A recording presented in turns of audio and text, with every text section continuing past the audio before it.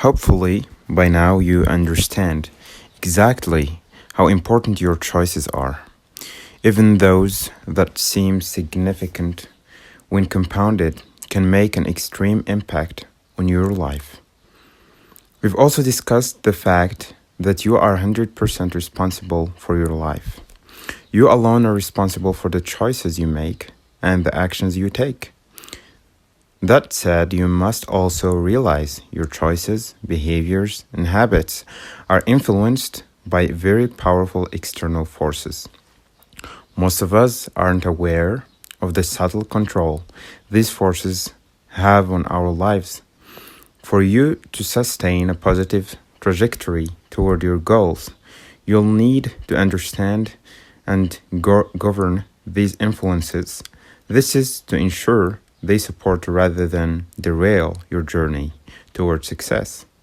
Everyone is affected by three kinds of influences: input, what you feed your mind; associations, the people you spend time with; and environments, your surroundings.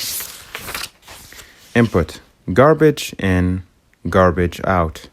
If you want your body to run at peak performance, you have to be vigilant about consuming the highest quality nutrients and avoiding tempting junk food. If you want your brain to perform at its peak, you have to be even more vigilant about what you feed it. Are you feeding it constantly with negative news or mind-numbing TV shows? Are you stuffing your head full of BuzzFeed, gossip, insane social media, or TikTok videos? The input you ingest has a direct and measurable impact on your productivity and outcomes. Keeping control over what our brains consume is especially difficult because so much of what we take in is unconscious. Although it's true that we can eat without thinking, it's easier to pay attention to what we put in our bodies because food doesn't leap into our mouths. We need an extra layer of vigilance to prevent our brains from absorbing irrelevant, counterproductive, or downright destructive input. It's a never-ending battle to be selective and to stand guard against any information that can derail your creative potential. It's important to understand that your brain is not designed to make you happy. Your brain has not or has only one agenda in mind: survival. It is always watching for signs of lack and attack. Your brain is programmed to seek out the negative, dwindling resources, destructive weather, potential threat, whatever's out to hurt you. So when you open up those news alerts on your phone in the morning and get bombarded with all those reports about robberies, fires, attacks, and the tanking economy, your brain lights up. Your brain will now spend all day chewing over that feast of fear, worry, negativity. Same deal when you scroll through updates in the evening. More bad news? Perfect. Your mind will stew on that all night long. Left to its own devices, your mind will traffic in the negative, worrisome, and fearful all day and night. We can't change our DNA, but we can change our behavior. We can teach our minds to look beyond lack and attack. How? We can protect and feed our minds. We can be disciplined and proactive about what we allow in. I know it's difficult to find a consistent, positive, and abundant-minded source input to start each day. It is why I created Daring Daily. I write, record, and deliver a 5-minute mentoring video every weekday, specially designed to kickstart your morning and help you become better every day. DaringDaily.com. And that's why I also started this channel, Hensai Ventures, to help people out. You can download the influences assessment worksheet of Darren at thecompoundeffect.com/resources. Don't drink dirty water. You get in life what you create. Expectation drives the creative process. What do you expect? You expect whatever it is you're thinking about. Your thought process, the conversation in your head, is at the base of the results you create in life. So the question is, what are you thinking about? What is influencing and directing your thoughts? The answer, whatever you're allowing yourself to hear and see, this is the input you are feeding your brain, period. Your mind is like an empty glass. It will hold anything you put into it.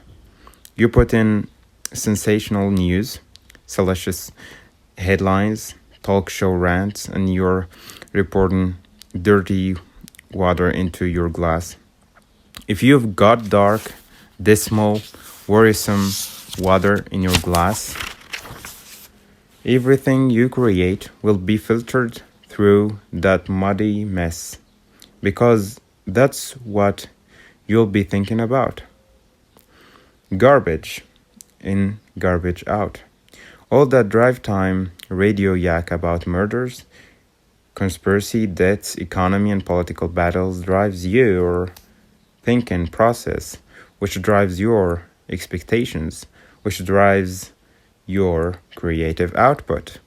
That is bad news.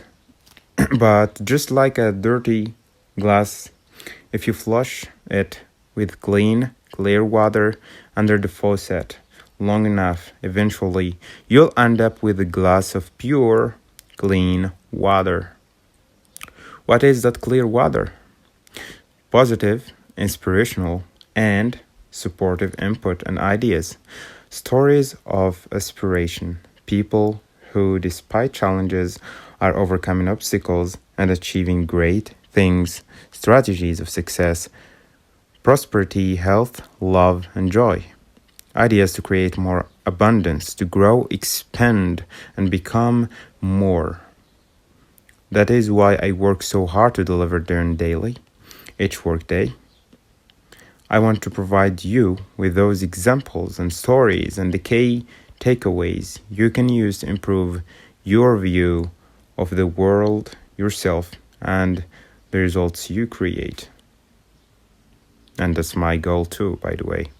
That's also why I read something inspirational and instructional for 30 minutes in the morning and the evening, and have personal development podcasts playing in my car while I work out, walk the dog, and do chores. I'm flushing my glass and feeding my mind. Does this give me an edge over the guy who gets up and reads the newspaper first thing, listens to news radio on his commute to and from work, and watches or scrolls through the evening news before going to bed? You bet it does. And it can for you too. Step 1. Stand guard. Unless you decide to hole up in a cave or on a desert island, you're going to get dirty water in your glass. It's going to be on billboards, on CNN while you're walking through the airport, on the screaming tabloid headlines at the checkout when you're buying groceries, etc. Even friends, family members, and your own negative mental tapes can flood dirty water into your glass. But that doesn't mean you can't take steps to limit your exposure to all that grim. Maybe you can't avoid the negative posts when you go on social media, but you can limit the amount of time you are logged on. You can refuse to listen to the radio to and from work, and instead put on an instructional and inspirational audiobook or podcast. You can put down your phone and talk to your loved ones instead.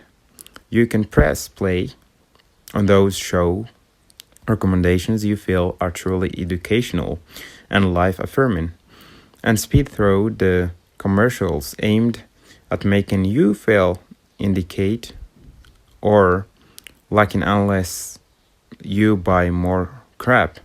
Or you can just listen to my podcast and watch my channel and my videos here and subscribe to the channel. I didn't really grow up with TV. I remember watching Solid Gold and the A-Team, remember them? But television wasn't a big part of our family life. I managed somehow to thrive without it, and that's given me a clearer perspective when I watch an occasional program now. Sure, I'll laugh along with the sitcom, but afterward, I feel the same as if I ate fast food, bloated and malnourished. And I can't get over how commercials prey on our psychology, our fears, pains, needs, and weaknesses. If I walk through life thinking that I'm not enough just as I am, that I need to buy this, that I'm the other thing to be okay, how can I expect to create amazing results? It's estimated that Americans 12 and older spend 1,704 hours watching TV per year. That average out to 4.7 hours per day. We're spending almost 30% of our waking hours watching TV. Almost 33 hours per week. More than one whole day each week. It's the equivalent of watching TV for 2 solid months out of every 12. Wow. And people wonder why they can't get ahead in life. Put yourself on a media diet. The media thrives on taking us hostage. Ever been stuck on the freeway with traffic backed up for miles, making you late, wondering what the heck's holding everything up? Sure enough, when you finally get close, you see that nothing physical is blocking the flow of cars. The wreck clearly happened a while ago and has since been moved to the side of the freeway. The 3 mph crawl was caused by people rubbernecking. Now you're really irritated. But what happens when your car passes the wreck? You slow way down, take your eyes off the road in front of you, and crane your own neck. Why do good? Decent people want to see something tragic and grotesque. It's our genetic heritage, going back to our historic sense of self-preservation. We can help ourselves, even if we're adept at avoiding negativity and have stained or trained ourselves to be relentlessly positive. When it comes to sensationalism, our basic nature can't resist. Media masters understand that. They know your nature in many ways better than you. They know your nature in many ways better than you. The media has always used shocking and sensational headlines to draw attention. But today, instead of 3 news TV and radio networks, there are hundreds running 24/7. Instead of a few newspapers, there are endless portals reaching us from our computers to our phones.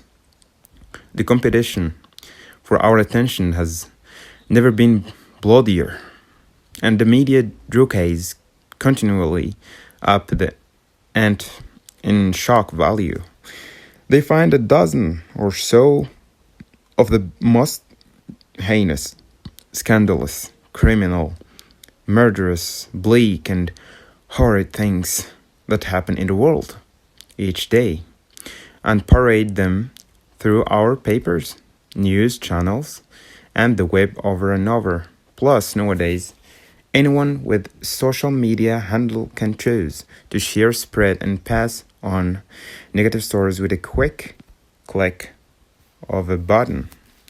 Meanwhile, during that same 24-hour period. Millions of wonderful, beautiful, incredible things have happened, yet we hear very little about them. Being wired to seek out the negative, we create the demand for more and more. How could the positive news stories ever hope to compete with those ratings, shares, or advertising dollars? Let's go back to our freeway instead of a wreck on the side of the road. What if there was the most stunning, miraculous sunset you've ever seen? That should happen to the traffic then. I've seen this many times. It whizzes by a top speed. The great danger of the media is that it gives us a very perfected view of the world, because the focus and the repetition of messaging is on the negative. That's what our minds start believing. This warped and narrow view of what's not working has a serve influence on your creative potential. It can be crippling.